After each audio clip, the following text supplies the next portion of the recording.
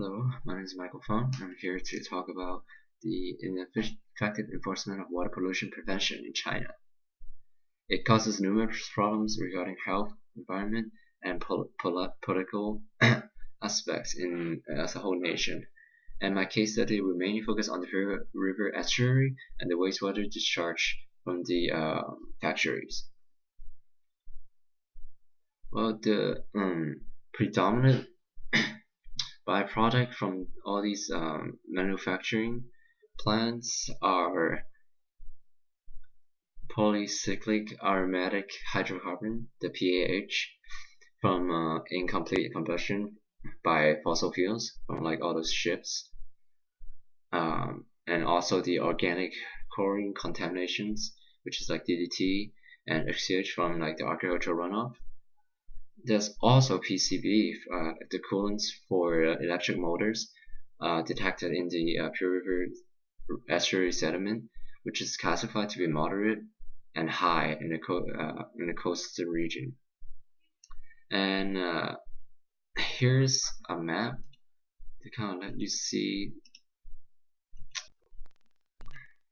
where it is, and it's kind of important because it is squished in between several provinces. When you look at it, there are lots of factories built across the coast of the provinces. They all discharge it into the estuary. Some have treated it, some don't, because in the literature review, some of the small businesses don't have enough money to treat the effluent, and it is very hard to enforce to monitor every single one of the businesses. So they just dump it into the estuary towards the ocean, the South China Sea. And if you notice, there are two regions. They are green. They are actually the special economic zone, and they are actually once occupied by foreign countries, which is British and Portugal. They have big influence in the government policy in recent years, and right now they are actually continuing to follow the basic common law, and it is also it is permitted because China actually created a policy which is a one country two system to kind of let foreign investor to come to these ports or as a tourist attraction to come here to spend more money and kind of increase economic growth. Well, one of the explanation, one other like speculation is actually China is a socialist market economy that are actually private owned by companies that are major driver of the market, and which is totally heavily exploited due to economic expansion and inadequate urban planning since 1980s. And why should people from other countries care? Well, according to studies from Stanford, China accounts for 13% of world's fresh water. And as you know, fresh water is a finite resource, and as more population continues to grow, it requires undivided attention to monitors and conserve it. It is like an international effort to actually conserve it, since a lot of problems with fresh water has been surfacing due to climate change or a theory of climate change or any other like factors. On the other hand, drinking waters and sanitation should be available for everyone, since it is like a basic human right according to UN.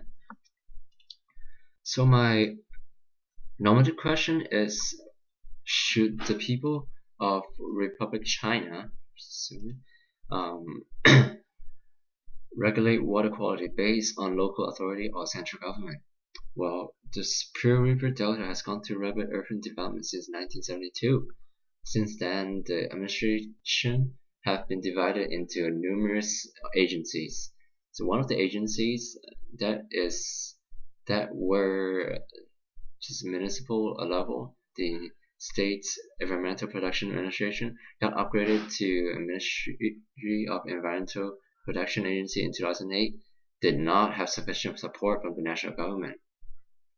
And according to literature review, there were like lack of support because the business owner would rather pay fines than to install treatment plants to treat the discharge. And according to the Water Pollution Prevention and Control Act, they have laws for offenders that were incurring fines of severe pollution violation to pay 15% of the net income from previous year. It seems harsh, but there are evidence of bribery in the local administration to allow exceeding amount of chemicals to be discharged into the estuary. And currently, since it seems like there are a big gap or a disconnect between the national administration and the local administration, because there are too many national agencies that pressure the smaller local administration by their own standard, but different areas of the country have different problems and different effluents, such as if there are like agriculture, there are places that are have high agricultural runoff, but it is followed by the same guidelines of national guidelines, and other have like more of the heavy metals, and which have less regulation for from national government. So both of all these both levels are working on their own initiatives to maximize their own goals rather than working together. And a lot of the data are not really monitored in the same format and kind of really doing their own thing. And well, the purpose of the study is to see what kind of strategies from other countries that are like working before or after, and gives like a really reliable results. And in this study, it will only we will only evaluate the water pollution management, but will not look at the air pollution, since almost everything, all the pollution will be discharged into the estuary. So we could look at the estuary as a overall guideline for managing how effective of environmental policy.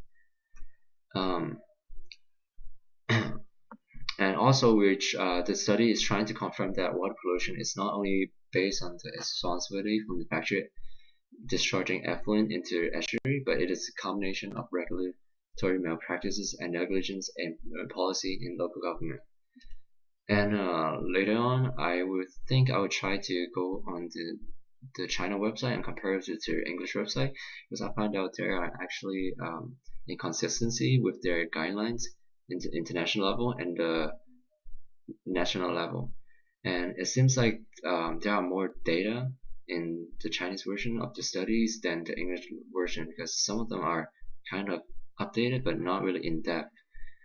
And thank you for listening, and see you.